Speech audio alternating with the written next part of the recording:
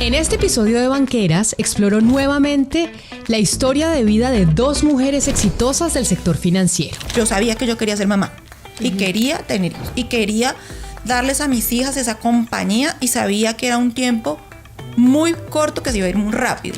Mamá, es que tú nunca estás. Mamá, pero es que mi papá fue ayer a la reunión del colegio. Hoy te toca a ti. Yuri Valencia Ayala, una mujer con una trayectoria ascendente impresionante, pues empezó como practicante y hoy es vicepresidenta de estrategia de negocio de Tuya. Porque niñas como Juanita o como otras mujeres se abran camino, rompamos esos techos de cristal que a nosotros nos ayudaron y siento como que le tengo que devolver esto a la vida. Si para mí no fue difícil, ¿cómo hago para que otras mujeres pues lo puedan hacer? Y Mónica Piedad Higuera Garzón, directora general de la Unidad de Proyección Normativa y Estudios de Regulación Financiera. ¿Por qué te refieres a mí así? Pues no. Y alguna vez le dije, mira, yo a ti no te tengo miedo, ni a nadie, y si me tengo que ir me voy y no hay problema. Pero tú y yo somos iguales. Una vez más, me sumerjo en conversaciones profundas con líderes femeninas del sector, quienes me comparten no solo su trayectoria profesional, sino también cómo han balanceado sus vidas personales con las profesionales. Todos esos pequeños o grandes sueños que existen individuales o colectivos, a veces necesitan de un aliado. Y ese aliado, pues es el sector financiero. Banqueras. La historia de 50 mujeres del sector financiero en Colombia, su proceso personal y profesional para llegar a la cima en un sector en donde históricamente los protagonistas han sido los hombres. Y para este capítulo de hoy me acompaña en mi camiseta Esther Duflo, esta economista francesa-americana que se ganó el premio Nobel en el 2019 y sin duda alguna una de las mujeres más influyentes en la economía del planeta. Y así las quiero saludar, Mónica y Yuri, mil gracias por estar aquí en Banqueras, abriéndome un poco su corazón y conociendo cómo ha sido su vida y su desarrollo profesional y laboral. Bienvenidas. Camila, muchas gracias. Feliz de estar aquí y de poder compartir un poquito de nuestras vidas. Muchas gracias por esta invitación. Gracias, Camila. Hola, Yuri. Qué espacio tan importante de quizás tener una conversación entre mujeres desde el corazón. Gracias por la invitación. Mónica, ¿cuándo decidiste entrar al sector financiero? ¿Cuándo decidiste que esto era lo que querías hacer en tu vida? Bueno, mira, mi papá toda la vida trabajó en banco. Uh-huh. Y ese era como mi referente. A mí me llamaba la atención la psicología, pero cuando mi papá tuvo que pagar la universidad, pues estoy hablándote hace 30 años, dijo, pues no, yo voy a pagar algo donde se pueda garantizar un trabajo y eso es la economía o la administración. Yo no sabía qué era la economía, ni qué era la administración. Entré a la universidad y estudié la carrera de economía como pensando qué tenía que ver eso con mi vida y cómo lo podía aplicar.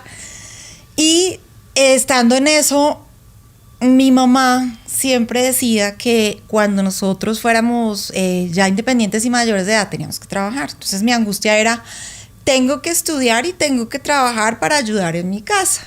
Y comencé a pasar hojas de vida y a buscar dónde, y encontré una oportunidad en el sector financiero desde abajo, desde el cargo más bajito en una oficina bancaria. Y ahí comencé en el sector financiero. Mónica, tú dijiste, mi papá dijo, yo pago una carrera que dé plata. Psicología no estoy tan seguro que dé plata. ¿Cómo era tu composición familiar? Mira, nosotros éramos, pues somos 4 hijos. Mi mamá y mi papá falleció cuando yo tenía 20 años. Okay. Entonces, digamos que él dijo, algo donde se garantice trabajo más que de plata. Donde haya trabajo, donde usted pueda recibir un ingreso. Uh-huh. Y pues el sector financiero estaba creciendo y era una posibilidad de emplearse. ¿Y eres la número qué de los 4 hermanos? La número 2, ¿y son hombres y mujeres? Somos 3 mujeres y el menor es un hombre. Sin embargo, siempre asumí yo como el rol de liderazgo en mi casa por mi personalidad. Quizás tenía más contacto con mi papá y estaba más cerca de él, entonces yo quería como replicarlo a él y como apoyarlo a él y como, sí, como mandar y como, bueno, cómo se hacen las cosas en el hogar, esto es así, y como que yo sentía que él delegaba en mí muchas cosas y y creo que esa fuerza y esa energía de él sirvió mucho para que yo dijera, yo puedo hacer muchas cosas grandes, porque mi mamá pues era ama de casa. Entonces mi mamá, al ser ama de casa, no veía que como ama de casa la mujer pudiera tener un rol mucho más preponderante. Era como el rol de cuidado de los hijos, del cuidado del hogar, aunque yo siempre supe que yo quería ser mamá. O sea, sí, nunca fue como voy a trabajar y no voy a estudiar y no, yo quería ser mamá y pues voy a trabajar, pero como que a los 20 años, 18 años tú no sabes para qué es que vas a trabajar, trabajas para un ingreso, sí, pero ¿y qué más? No, yo quería también ser mamá, no me imaginaba nada más en ese momento hace 30 años. Yuri, ¿y tú? ¿En qué momento dijiste el sector financiero es lo mío, quiero entrar a trabajar ahí? Bueno, realmente no fue algo planeado. Cuando uno sale de la universidad y empieza a buscar práctica, busca todas las industrias. ¿Qué me caracterizaba? Y es que me gustaban mucho las matemáticas. Entonces, siempre me iba bien en finanzas, en el colegio, en las matemáticas. Cuando se me presentó la oportunidad de iniciar mi práctica laboral en Tuya S.A., donde he desarrollado toda mi carrera profesional, pues empecé ahí y realmente ha sido algo que me apasiona, algo que disfruto, porque cuando te gusta algo, pues se te hace un poco más fácil. Entonces, ahí arranqué toda mi carrera profesional. Empecé a desarrollarme en el área de riesgos y después en todo el tema financiero. Y ya cuando uno empieza a ver que eso se conecta con tu propósito, cuando uno empieza a entender que el mundo financiero tiene que ver como con cumplir sueños de otras personas, empecé ya a involucrarme mucho más y pues la verdad es que me inspiró quedarme ahí. Decía cuando entré, voy a trabajar en un banco 5 años, ya después voy a ser independiente, voy a crear mi propia empresa, pero pues cada vez me retaron y fui escalando y fui conociendo, y pues la verdad creo que el mundo financiero nos abre posibilidades a todos. Estudiamos con un crédito, nuestra casa la pagamos con un crédito, entonces ya conecté eso con un propósito de ayudar a cumplir sueños de otras personas, y así arranqué toda mi carrera. Y pero, ¿cómo decidiste? ¿Qué estudiaste? Estudié administración. ¿Y cómo decidiste estudiar administración? Porque Mónica dice, yo quería estudiar psicología y mi papá me dijo, no, le pago otra carrera. ¿Por qué entraste a administración? Bueno, creo que es eso, como en el colegio me iba tan bien en las matemáticas, entonces me empecé a ubicar como, bueno, ¿cuál es una carrera que me permite desarrollar esa fortaleza que tengo? Y arranqué administración. La verdad es que mis papás nos dejaban muy libre para escoger qué queríamos estudiar, y ahí fue como que empecé a mirar administración, economía, y me gustó administración y arranqué administración en EAFIT en Medellín, y apasionada por los números, y ahí me empecé a desarrollar. ¿Y cómo era tu composición familiar? La de Mónica, entonces eran 4 hijos, papá y mamá. ¿La tuya? Yo soy la segunda de 2 hijos. Ah, o sea, las dos también son las segundas. Yo soy la segunda de 2 hijos, y la verdad es que, pues, yo crecí en un ambiente donde tenía a mis papás, un ambiente muy familiar, y realmente, pues, hubo un episodio en mi vida que ya nos marcó, y es, mi mamá era una ama de casa, y de un momento a otro falla mi papá. Pues mi papá fue asesinado en la época de la violencia, en el 99, y ver cómo mi mamá, ama de casa, queda con un niño de 5 años, yo tenía en ese momento 14, y uno ver cómo se transformó y se dedicó a criarnos, a educarnos, sobre todo a hacernos buenas personas, pues ya eso se te vuelve como un referente. Y entonces ya tú quieres ir por eso, y si tu mamá pudo, tú puedes. Y pues así fue mi composición familiar, y ser esa segunda, pues además sin el papá, te vuelve como en ese otra persona que cuida a tu hermano, ¿cierto? Y en el referente a seguir de tu hermano. Entonces, bueno, esa es mi vida.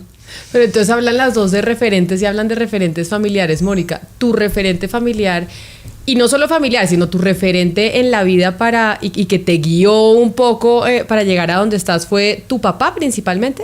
Sí, mi papá, porque mi papá venía también de una familia desplazada de la violencia, pues en la época del 47, 48, Cuando él nace, mi abuela es desplazada y él tiene que venir a la ciudad pequeño solo y tiene que abrirse un camino entre poder estudiar y formarse y lograr llegar a una universidad y poder tratar de salir adelante con un hogar. Conocí a mi mamá, arman un hogar y tratan de sacar adelante estos hijos. Sin embargo, mi mamá tenía un rol un poco de apoyo que yo hoy, a mis casi 50 años, reconozco como muy valioso, pero en mi juventud no lo veía tan fuerte porque el que hablaba duro era él. Pero todos esos mensajes de valores y de la honestidad y de cómo se veían hacer las cosas, Camila era mi mamá detrás de él apoyando ese mensaje de es que uno no es una persona que se define a sí misma que está sucia porque no se bañó, sino porque las cosas que hacen no son limpias ni honestas con los demás. Entonces ella, con sus mensajes pequeños, desde su poca educación, formaba a unas mujeres que fueran intachables para la vida. Pero también mi mamá era una persona capaz de, sin educación, como decimos, con la sabiduría de la vida, dar un ejemplo entre todas sus acciones. Entonces esa parte de ella que estaba detrás de la de mi papá, que era el ser profesional, el lograr sacar adelante, lograr vivir en la ciudad, se mezcló. Entonces yo hasta mi adultez, ahora siendo madre, teniendo 2 hijas grandes, es que digo, hombre, sí, mi mamá tuvo ese papel que quizás yo en esa juventud decía, ay no, mi mamá quiere es que yo sea también ama de casa, o no, ella sí quería que yo fuera algo grande, pero su referente de algo muy grande era lo poco que ella conocía en ese momento, ¿sí? Uh-huh. Y pues mi papá, al fallecer, mi mamá tiene que sacarnos adelante. Lo que pasa es que yo me caso joven y salgo del hogar. Entonces, al salir de ese círculo con mi mamá, ya tuve que tomar esas enseñanzas de lo que poco me dejó mi papá hasta los 20 y lo que de pronto mi mamá sembró en mí, y ahí fue que yo comencé mi hogar. Uh-huh. Tú, Yuri, tú sí dices que tu mamá es tu referente, pero igual que Mónica, tu mamá era ama de casa. Sí. Yo creo que se convirtió en mi referente en el momento en que le sucede esto. O sea, nuestro referente y el que realmente lideraba a nuestra familia era mi papá, ¿cierto? Hasta los 14 años.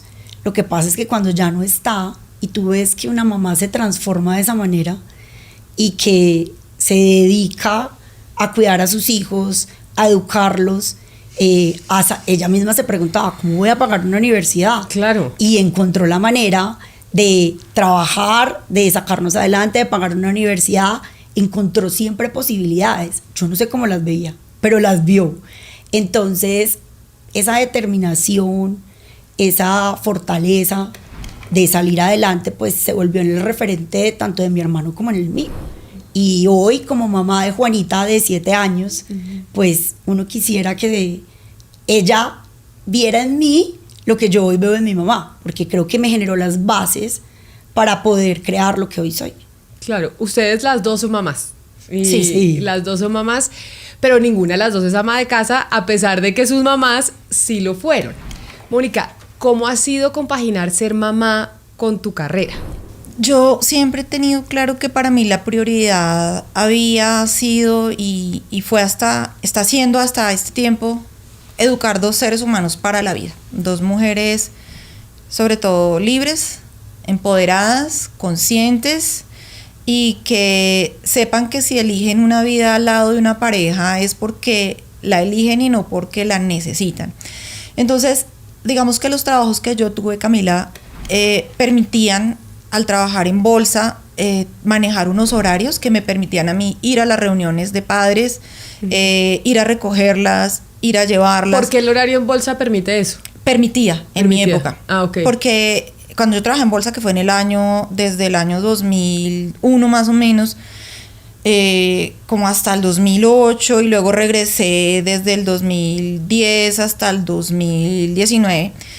Ya en la última época era un poco más estricto el de horario, pero en la época que mi hija mayor estaba pequeña era más o menos hasta el mediodía el tema de los cierres de negocios, y en la tarde tú podías hacer las visitas de los clientes, los almuerzos, un poco permitía que manejaras tu horario de cara a que no hubiera conflicto con cumplir las visitas y cumplir los horarios de negociación, porque las niñas estaban en el colegio por la mañana. Entonces, ya podías tú llegar a tu casa a las 5 de la tarde, 4 de la tarde, o ir a las reuniones y estar. Entonces, ese trabajo sí permitía eso, y porque además, Camila, lo dije al principio, yo sabía que yo quería ser mamá y quería tener hijos y quería darles a mis hijas esa compañía, y sabía que era un tiempo muy corto que se iba a ir muy rápido. Por ejemplo, con mi hija, que ya va a cumplir 25 años, la mayor, yo siento que pude estar con ella, que la pude acompañar.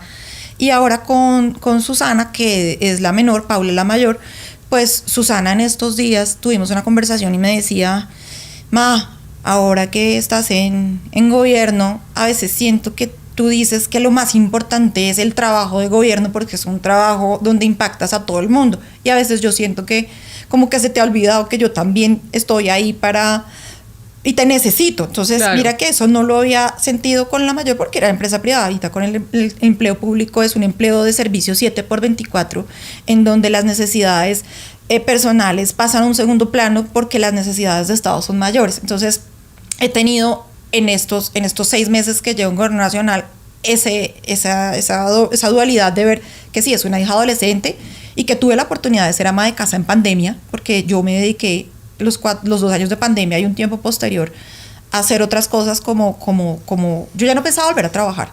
Yo había salido en el 2019 de una entidad y dije: me voy a dedicar a hacer contenidos en finanzas personales, voy a hacer TikToks, voy a hacer consultas.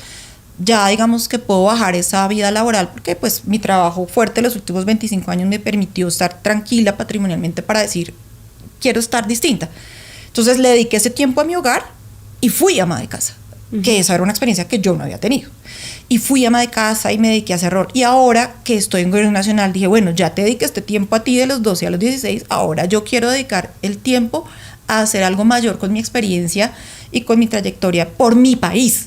Claro. Y estoy en eso, compaginando con ella. El que entienda que yo a veces, si le digo no te puedo acompañar, es porque si a mí me llama el señor ministro o me llaman de presidencia o de la superintendencia a una reunión de última hora, tengo que salir corriendo. Eso no lo había vivido.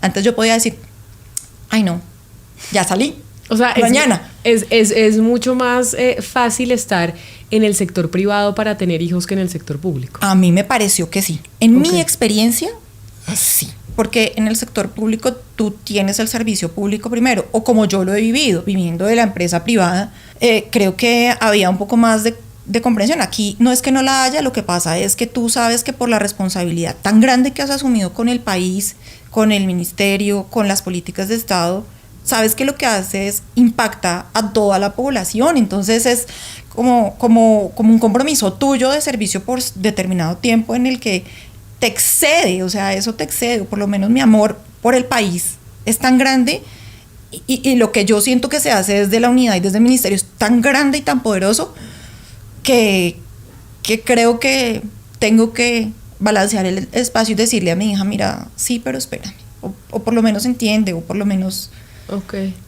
apóyame tú en este momento, porque esto es demasiado. Entiendo. ¿Sí? Es lo que yo siento.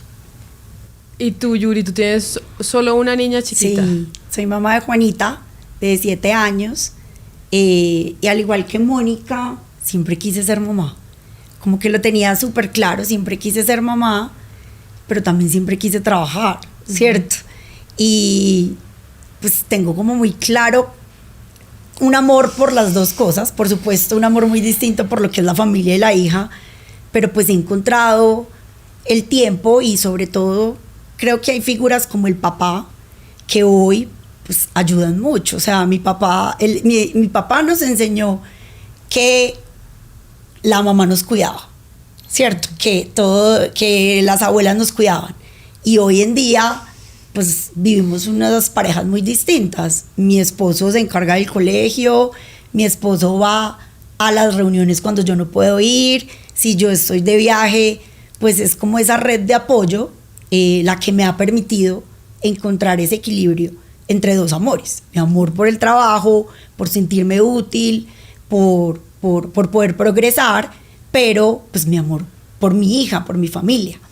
Yo no te voy a negar, Camila, que los niños a veces son crueles, y a veces es la llamada de las 4 de la tarde: mamá, es que tú nunca estás. Mamá, pero es que mi papá fue ayer a la reunión del colegio, hoy te toca a ti. Uno sí se encuentra como ese tipo de situaciones y te confieso que al principio, es un choque completamente como o soy buena mamá, o soy buena esposa, o soy buena en mi trabajo, pero uno empieza un trabajo, o sea, uno también empieza un trabajo y empieza unas conversaciones con ellas que son chéveres porque desde chiquitas uno les puede decir, a ver hija, yo quiero mi felicidad, tú quieres tu felicidad, podemos compartir espacios juntos, podemos tener espacios de calidad, los fines de semana son para ti, pero pues por supuesto todavía los niños a veces son un poco crueles y los niños dicen las cosas sin filtro y eso es la realidad, pero yo te digo, el éxito es la red de apoyo. Okay. Mi mamá, mi esposo, mi suegra, la tía, mi hermano. Entonces, la llamada que yo le digo el frío de la muerte es cuando tú ves en tu celular enfermería, colegio. Sí. Claro. Uno dice, ¿qué hago? Y pues ya hay una red de apoyo que eso te da tranquilidad. Y sobre todo, cuando uno sale a trabajar y saber que alguien cuida a tu hija bien, eso es tranquilidad. Entonces, puedo tener equilibrio y no hablo del equilibrio en el tiempo y que no puedo trabajar más de la cuenta o estar más en la casa porque creo que son tan apasionadas las dos cosas para mí que encuentro la manera de hacerlo basada en esa red de apoyo. Las dos me han dicho que tienen, Mónica, su segunda hija, tu única hija, de que les dicen, pero ¿por qué no estás? ¿Pero por qué no me pones atención? Como que es también ese llamado de los hijos que genera un sentimiento de culpa, sin lugar a dudas. ¿Cómo sobrepasar, si es que lo han podido hacer, Mónica, en tu caso, ese sentimiento de culpa? Pues yo creo que la comunicación es muy importante y como explicarle que lo que se hace desde mi rol es algo que trasciende no solo a ella, sino a todas las compañeras de su colegio o a las hijas de las vecinas o a la comunidad, porque estamos generando un trabajo que impacta al país. Yo tengo una psicóloga que nos acompaña en el proceso para que ella tenga con quien hablar, que no la juzgue y que también pueda mediar entre nosotras dos en las conversaciones. Entonces hemos tenido como ese acompañamiento y donde pues nuestra psicóloga le explica a ella cuál es mi papel y también me explica a mí cuál es la importancia de la comunicación asertiva y decir desde las emociones qué es lo que está sintiendo la otra persona, porque yo puedo querer comunicar una cosa pero lo puedo estar diciendo mal y la otra persona lo malinterpreta. Entonces como que hemos encontrado en nuestra psicóloga familiar un apoyo importantísimo para este manejo de emociones y para esta conciliación. Un poco creo que ha sido eso y que acudir a los profesionales de la salud y sobre todo a los terapeutas pues es importante, sobre todo después de la pospandemia, después de un cambio tan dramático como es que yo no haya trabajado un tiempo y haya estado en el lugar y ahora estar poco disponible por el tema del trabajo que estoy desempeñando. Entonces es como entender y también que yo pues busque esos espacios, listo, el fin de semana. Entonces hoy por ejemplo me dijo, tú me vas a poder llevar a la actividad que tengo en la tarde en Chía. Entonces a pesar del cansancio de la semana, hablé con mi esposo y le dije, bueno, vamos los dos, vamos a cine, la llevamos, apoyémosla porque ella ya necesita salir y pues no quiero que se vaya sola en un Uber. Claro. Porque además soy mamá gallina, entonces soy mamá de esas mamás de cuidado, no te vayas acá, ven por acá, con quién vas a estar, a dónde vas a ir, yo conozco los papás, no los conozco, en qué casa vas a estar. Y eso pues la ha limitado mucho, pero he entendido que ya a sus 16 años tengo que conceder un poco más de libertad y poder hablar con ella de los límites y de hasta dónde puedo y a dónde no puedo, pues creo que ha sido la base, Camila. Yuri, tú ya tienes 7 años, ya me dijiste que la red de apoyo, pero ¿cómo más? O sea, internamente, porque incluso creo que eso para el desarrollo profesional, que ya vamos a entrar allá, pues también afecta. Claro. No, mira, yo creo que el sentimiento de culpa siempre va a existir y dependiendo como del momento. Si se enfermó, entonces ¿por qué no estoy? El tema es cómo uno lo aprende a administrar. Y cuando iba a tener hijos, cuando estaba en embarazo, nunca se me va a olvidar que un jefe que tenía me dijo, los hijos son prestados. Tienes que definir qué quieres en tu vida y empezarte a hacer esas preguntas también de uno de qué quiero, cómo soy feliz en mi vida y mirar la película al final. ¿Qué quisiera contar después? Entonces ahí empieza uno con todos esos argumentos, cuando uno define qué quiere, cómo se quiere sentir, qué te hace feliz, pues a encontrar un balance y tratar de no exigirse y darse tan duro a veces, porque las mujeres a veces queremos ser, como te decía ahorita, las mejores mamás, las mejores esposas, las mejores amigas, las mejores hijas, pero creo que me ayudó mucho como ver esa película al final de qué quiero contar y qué quiero ser en mi vida para administrar ese sentimiento de culpa. Y no te puedo negar pues que mi esposo y mi mamá han sido un apoyo, porque mi mamá desde pequeñita me decía: usted va a trabajar y su hija va a estudiar, pero también uno puede ser mamá y puede estar trabajando. Y mírame a mí. Entonces ese referente ayudó mucho. Y mi esposo pues me transmite tranquilidad, me dice: tranquila, yo voy, tranquila, yo puedo estar. Entonces eso pues me ha ayudado bastante para administrar momentos que yo creo que son normales, que uno sienta culpa por no estar siempre. Pero hablando del tema cultural, de cómo hemos avanzado en ese sentido, las dos me hablan, o tú principalmente, Yuri, de tu esposo. Entonces, sí, de cómo los hombres también están mucho más involucrados en la educación de los hijos y demás. Pero, ¿qué tanto las instituciones? ¿Qué tanto el sector privado? ¿Qué tanto el sector público para apoyar de verdad a esas mujeres que están trabajando, pero que también son mamás? Es decir, ¿qué tanto están aportando? Por ejemplo, en este caso, Tuya, ¿qué tanto está colaborando con las mujeres para montarles una infraestructura y que puedan trabajar y también ser mamás?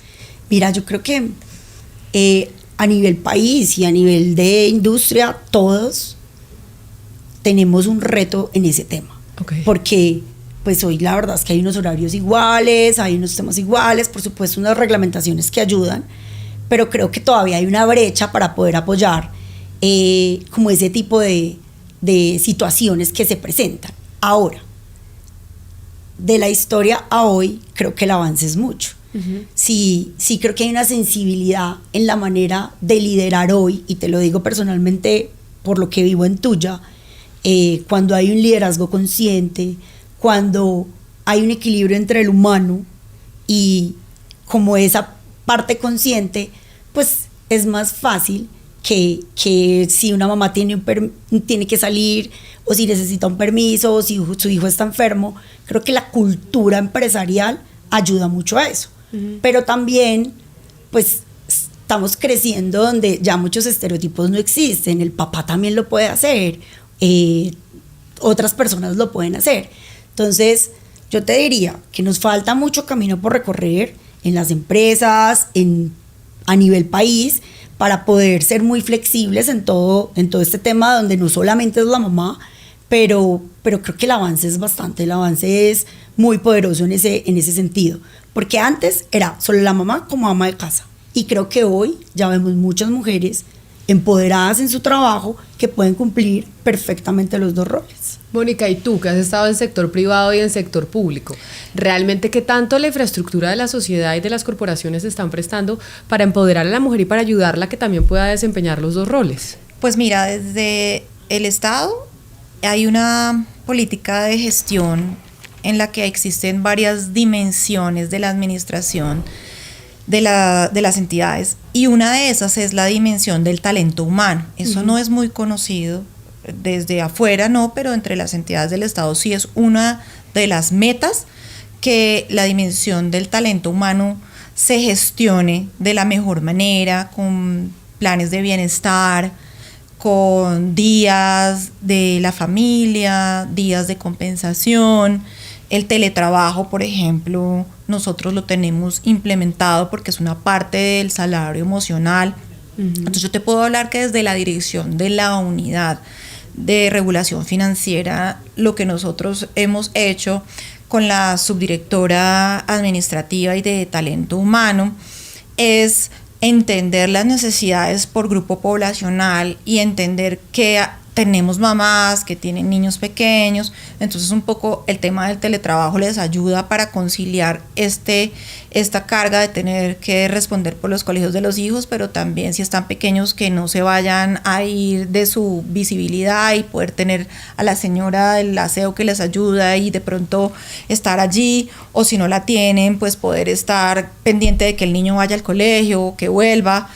Y digamos que sí hay capacitaciones desde el sector Hacienda sobre tema de manejo de emociones, manejo de la empatía, manejo del conflicto, manejo de cómo estar y tener un ambiente saludable, cómo preparar una lonchera saludable, cómo tener prevención de pausas activas, pensando precisamente en que la familia esté bien, y en el caso de las mujeres que puedan tener desde el teletrabajo, las que pueden tener este horario, porque no todo el sector Hacienda lo tiene, se les dé una gran calidad de vida. Obviamente desde los cargos directivos es mucho más difícil porque tú tienes que responder a las reuniones inmediatas que se convocan por sentido de urgencia por temas específicos de país o gremio. Pero para las demás personas, pues sí existe esto, y adicionalmente eso hace que se comprometan, y en el momento en que tú necesitas a una persona de inmediato resolviendo una necesidad de inmediato, y puede que no sea en su horario de trabajo porque tienes que atender una consulta que hacen desde Hacienda o desde Presidencia o lo que sea, la persona está ahí porque ha podido tener un espacio para hacer y estar. Ustedes están en cargos directivos, y hablando de esto, de cómo se logra que también en las instituciones pues las mujeres tengamos esa posibilidad de poder desarrollarnos en ambos ámbitos, en el familiar y en el profesional, ¿hace alguna diferencia que quien sea la líder sea una mujer? En ese sentido, por ejemplo, Yuri, ¿o no? Yo creo que, pues te voy a hablar desde mi experiencia personal. Yo lo he visto en los dos géneros, la verdad. O sea, te voy a contar de manera anecdótica. Mi jefe cree tanto en el tema del empoderamiento de las mujeres y pues como en ese tema, que nos invitó a que lleváramos todos nuestros chiquitos y los sentó en la sala de junta directiva. Uh-huh. Y había niños entre 10, 7, hasta 12 años. Y niñas y todo. Y pues, venga, este es el mundo laboral. Pregúntenme cosas. Y de alguna manera un recorrido por la empresa, mostrándole qué hacen las mamás, qué hacen los papás. Entonces, pues yo creo que la verdad, seguramente hay una identidad ahí con algunas mujeres, pero en mi caso personal, lo que pasa es que en Tuya es un poquito distinto a todo lo que yo vivo en el gremio. Uh-huh. En Tuya el 70% de 3.000 empleados que son mujeres. Okay. Entonces, creo que hay una sensibilidad bastante grande por las mujeres, pero lo veo de la misma manera en mis líderes que han sido hombres.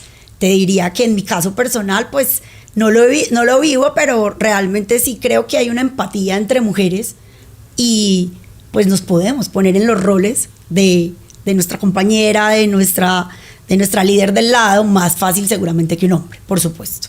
Y en el caso tuyo, Mónica, decía Yuri, bueno, lo que pasa es que la corporación en la que yo estoy son 70% mujeres y de pronto es muy distinto al resto del sector. En el caso tuyo, ¿tú sí crees que hace una diferencia si la líder es una mujer? Yo creo que sí, y Camila, eso es una buena pregunta, y en este momento sería bueno destacar que en este gobierno del ministro Bonilla ha dado gran prelación porque las mujeres estén en la representación de los cargos directivos, y él se rodea bastante de mujeres precisamente porque es un convencido del empoderamiento femenino y de ese toque de administración de riesgo desde el cuidado, desde la empatía, desde la sensibilización de las directivas que lo rodean, porque finalmente nosotras como mujeres creemos, y por lo menos es mi caso, de que lo primero es la gente. Para mí siempre ha sido importante que las personas, sean los clientes internos o externos, se sientan bien, se sientan queridas, se sientan escuchadas, se sientan en lugares donde hay confianza, donde hay trabajo en equipo, donde hay interés genuino porque se trabaje para conseguir unos resultados que son de un equipo. En el caso de la unidad de regulación financiera hay un equipo.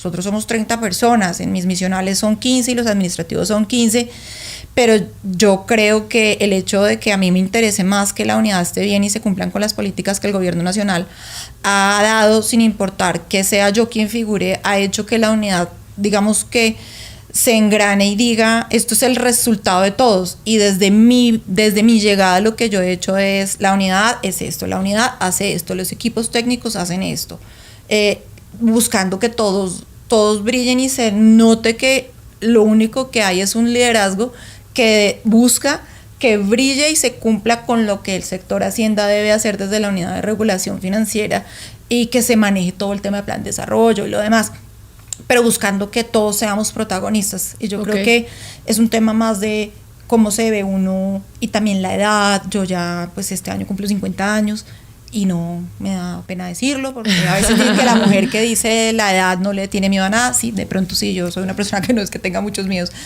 porque he pasado muchas cosas en la vida que me han enseñado que cuando uno actúa desde los valores a los principios, eso es la defensa para todo lo que pase.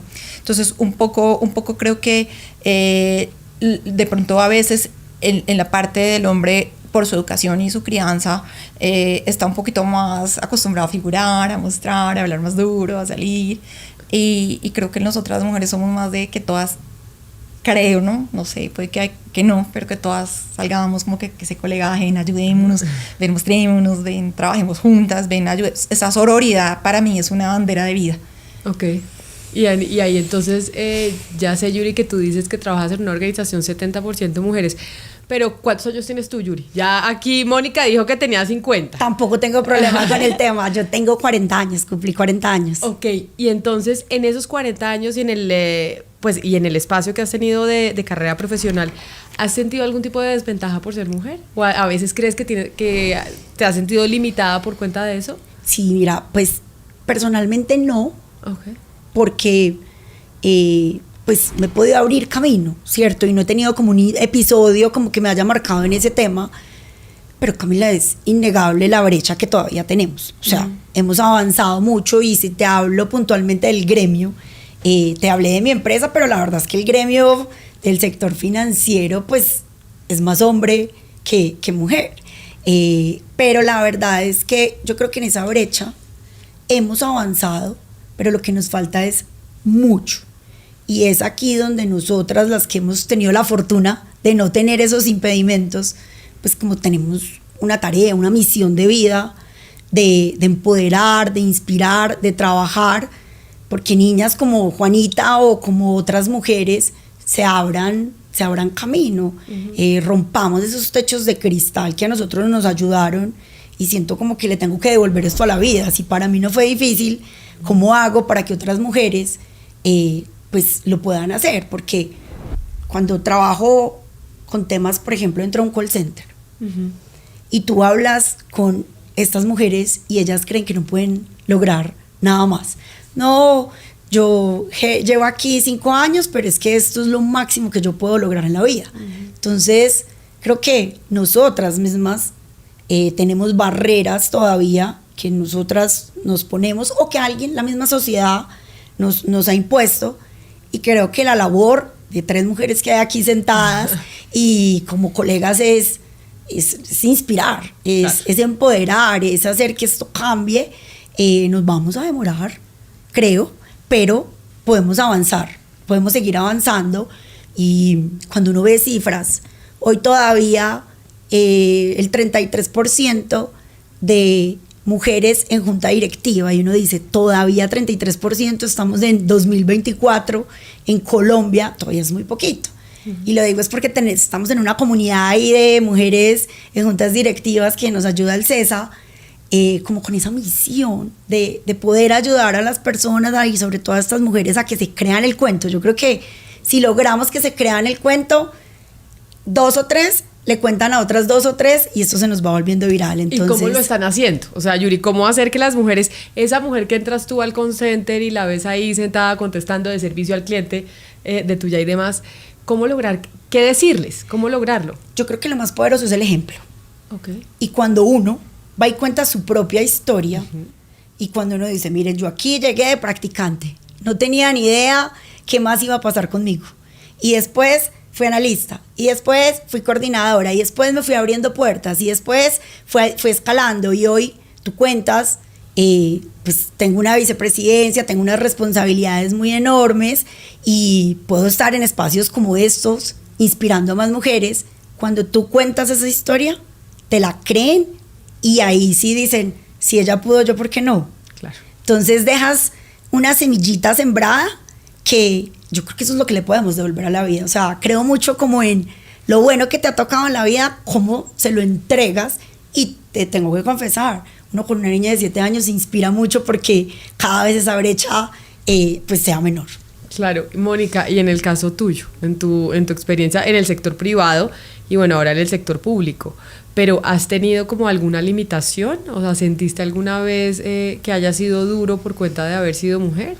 Pues yo creo que el haber sido educada por un papá que decía que yo podía lograr cualquier cosa y que digamos que nunca me hizo sentir que yo necesitaba como de un hombre o de la aprobación para surgir. Yo jugaba con niños, yo montaba bicicleta, yo patinaba, yo jugaba jermis, yo jugaba ponchados, yo digamos que tenía una propensión un poquito más alta como al riesgo y como que siempre el trabajar desde joven, pues como que no tenía ese miedo del que te dirán o que pensarán. Entonces como que mi vida laboral era una vida independiente en cuanto a que mi trabajo era solo y mis resultados eran solos dependiendo de los negocios que yo hiciera. Uh-huh. ¿Qué pasó? Que a medida que fui creciendo y me fui volviendo un poco más fuerte con mis habilidades y más destacada, siempre me iba bien, los resultados, nunca me vi en una posición de liderazgo. Yo decía como que no, qué responsabilidad tan grande, las reuniones, no, yo estoy bien acá, me remuneran bien, manejo mi tiempo, me voy a quedar ahí. Cuando ya fui acercándome, creo que a los 42, y cuando ya dije, bueno, ¿qué pasará conmigo? Ya comencé a ver los roles decisivos más masculinos. Y ya llegar a avanzar, ya lo empecé a ver más difícil. Y yo decía, bueno, a pesar de que yo tuve una jefe mujer y que era la maravilla, y que era una persona que trataba como de ayudarnos y empoderarnos. Y ¿trabajabas tú en dónde en ese momento, en el sector privado? Sí, yo trabajaba en Casa de Bolsa, que era una comisionista que es del Grupo Aval, y con ella fue maravilloso. Después, al haber un cambio de liderazgo, y llegó un hombre, y ya fue distinto, y yo ya empecé a ver que el trato de él, yo ya llevaba casi 8 años en la entidad, y él, no sé, duraría tal vez 3, y esto fue hace 5 años. A él, por mi forma de ser, le pareció que yo ya no encajaba como en el equipo, uh-huh. Y yo salí de la organización, lo cual es bien curioso porque fue hace exactamente 5 años. Pero yo veía que con esta persona teníamos como choques y yo decía cosas y él me hablaba distinto y yo le hablaba como le hablaba a todo el mundo. Yo, ay, no me hables así, no me digas esto, pues como, ¿por qué te refieres a mí así? Pues no, y alguna vez le dije, mira, yo a ti no te tengo miedo, ni a nadie, y si me tengo que ir me voy y no hay problema, pero tú y yo somos iguales. Claro.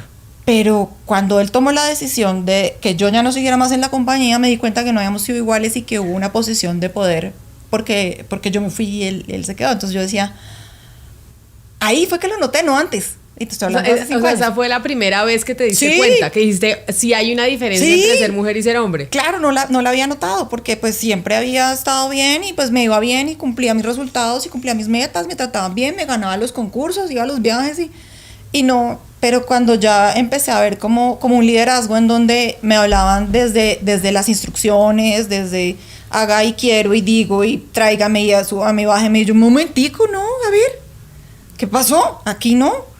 Y si me tengo que ir, me voy a ir, y pues yo ya sabía que más o menos me iba a ir, y yo comencé como a organizar todo, tomé un seguro de desempleo, revisé mis deudas, provisioné mis gastos, hablé con mi esposo y le dije, voy a salir y me van a sacar en unos meses. Y así fue, hace exactamente 5 años, que es lo muy curioso que por años fue hace 5 años a finales de enero. Entonces, estar sentado hoy yo aquí y haber empezado a generar contenido digital gratuito para la gente, porque empecé a hacer TikToks, cosas para educar financieramente. Yo dije, esto es lo que a mí me apasiona. y perder el miedo a comunicar y a hablar en público y a opinar y a hacerme un referente en los temas de finanzas desde la opinión independiente, pues como que me devolvió la fuerza que yo sentí que se me quitó cuando salí de un trabajo que amaba y de una entidad donde relativamente me había ido muy bien, porque iba a cumplir 8 años, no hubiera durado 8 años si no.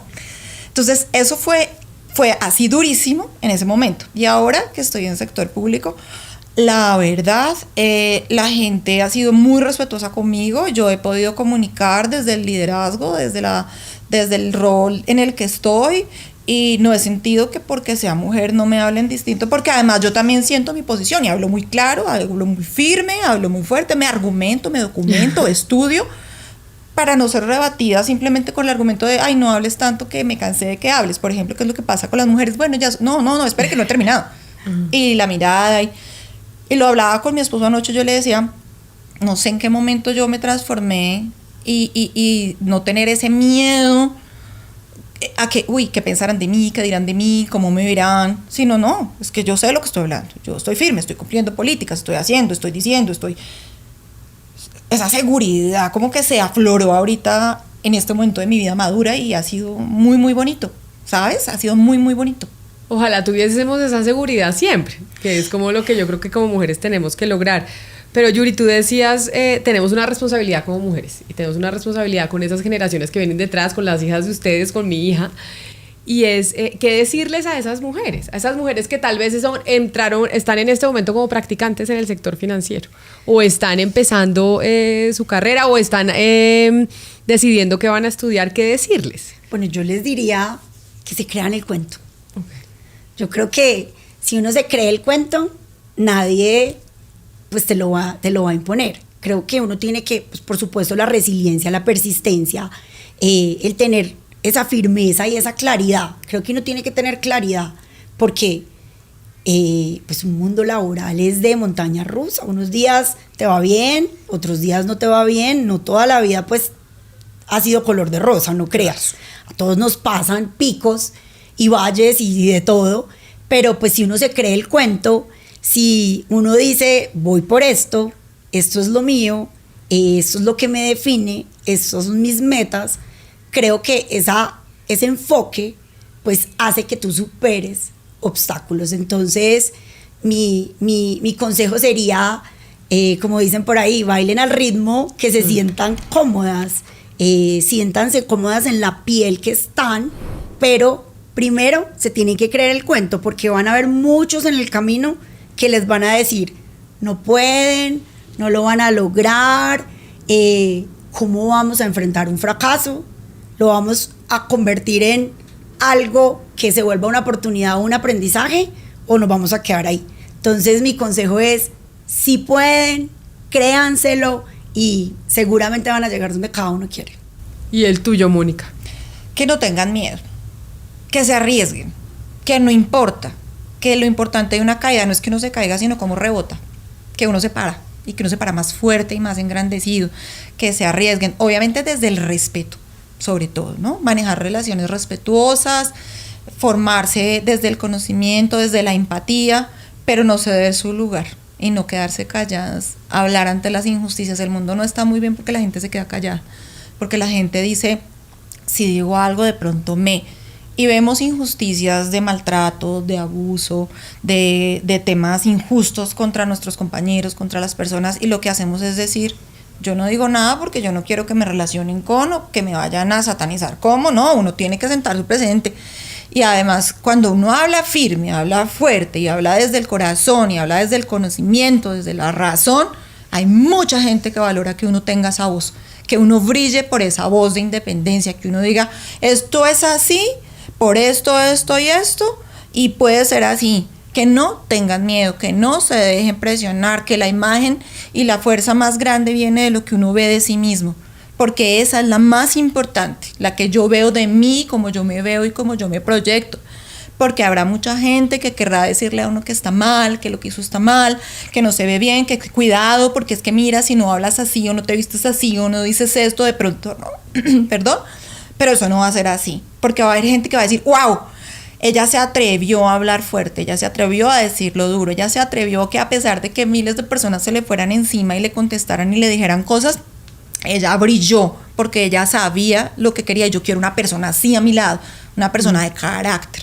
Entonces, habrá mucha gente que quiera seguir con la manada. De uno depende destacarse, de uno depende darse ese valor, Camila, un poco desde lo que yo ya sé que tengo, desde mi firmeza, mis principios, mis valores y desde lo que yo considero que es firmeza de cara a la sociedad, a mi familia, de andar con la frente en alto, Camila, porque yo pienso que es eso, dejar ese miedo. El miedo es bueno desde que te proteja a ti, de que no te vayas a lastimar, claro, de que no te vayas a herir, pero ese miedo que te paraliza y que te hace tener susto, pues ese miedo no te va a llevar a ninguna parte.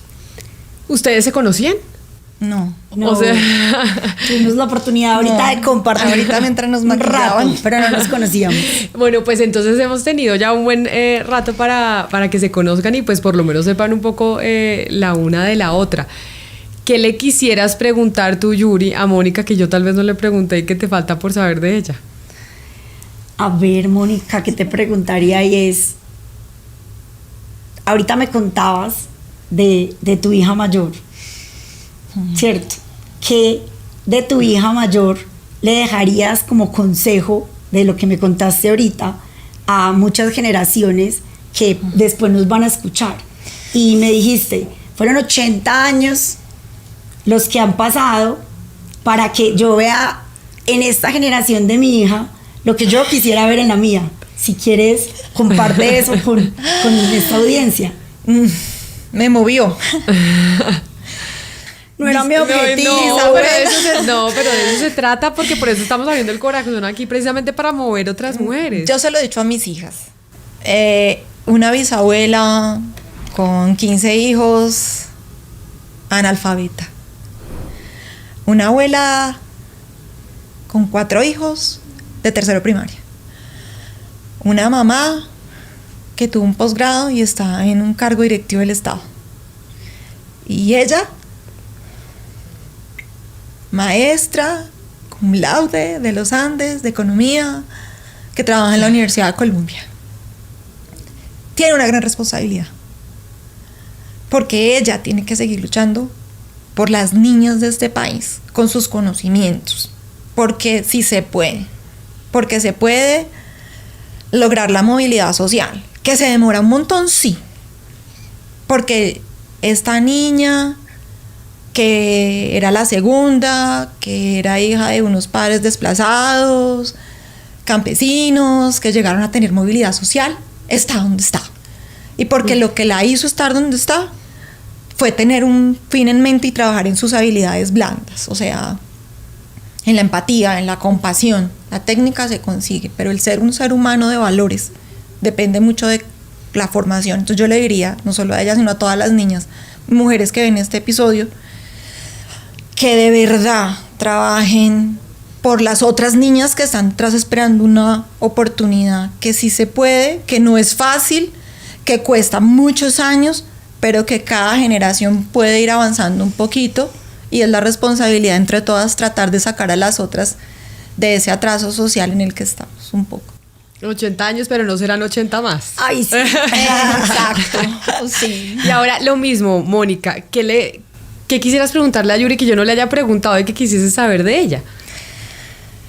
Yo quisiera que ella nos contara por qué lleva tanto tiempo en esa misma organización, sabiendo que ya quizás a sus 40 años y su madurez podría estar en otro lugar donde ella tuviera mucho más visibilidad y mucho más poder de hacer cosas grandes, porque aún estás allí. Yo que trabajé en tantas entidades, porque siempre he sido así volátil, me sorprende muchísimo encontrar una mujer que ama su trabajo. O sea, no sé por qué razones estás allí tanto tiempo. Sí, lo hablábamos un poquito ahorita con Mónica, y para contárselos a todos, a ver, en mi ADN siempre ha estado transformar, innovar,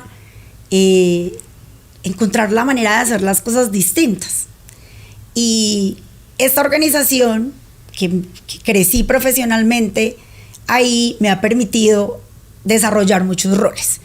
Mis bases fueron finanzas, riesgos, pero después me dieron la oportunidad de crear el área de estrategia, después me dieron la oportunidad de crear todo lo que era gobierno corporativo, me dan la oportunidad de ir a inspirar a estas niñas en todo lo que es diversidad, me dieron la oportunidad de crear temas de ecosistemas digitales, ahora me dan la oportunidad de crear temas de negocio, entonces siempre me han retado a salir de la zona de confort.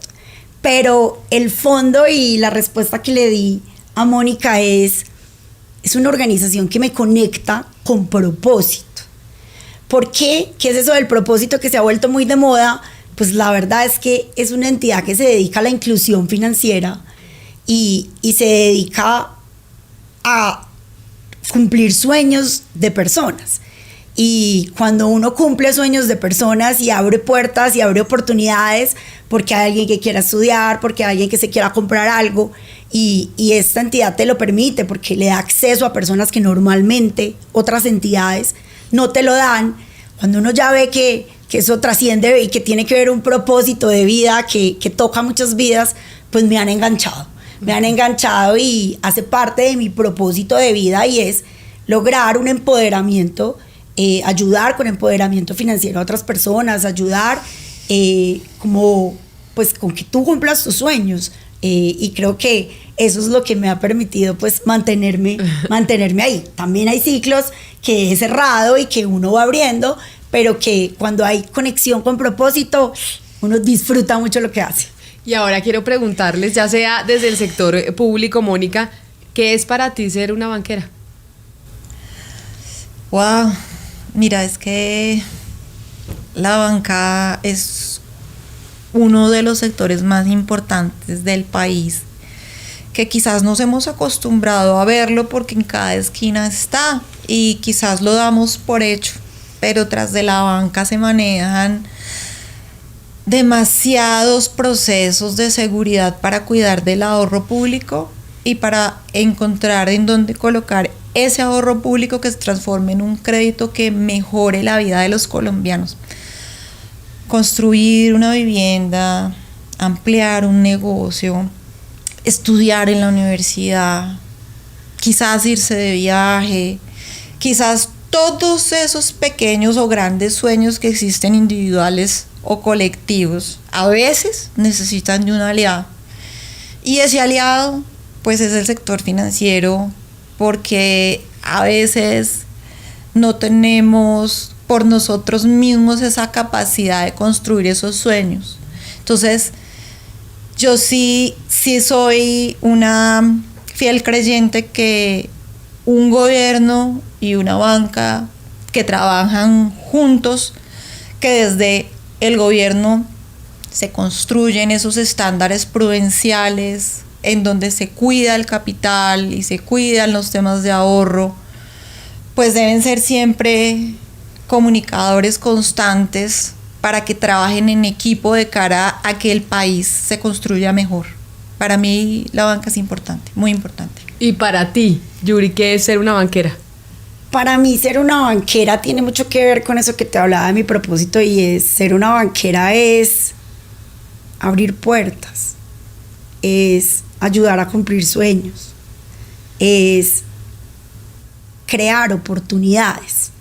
Y finalmente es un sector en el que se basa la economía. Entonces esto implica que tenemos que ser líderes, que movilizamos, que nos creemos que podemos cambiar las cosas y que podemos ayudar a construir país.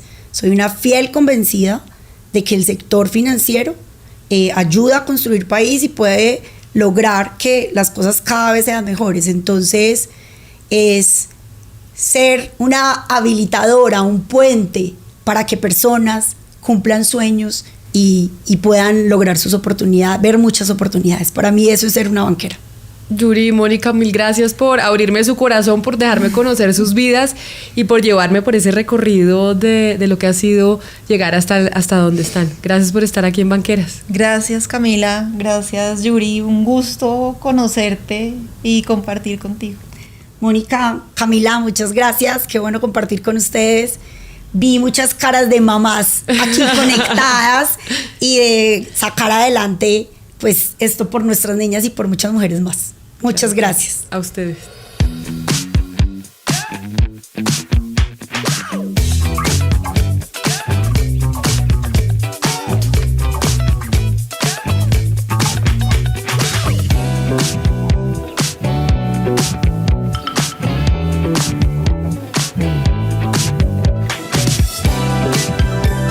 Asobancaria, acerca la banca a los colombianos.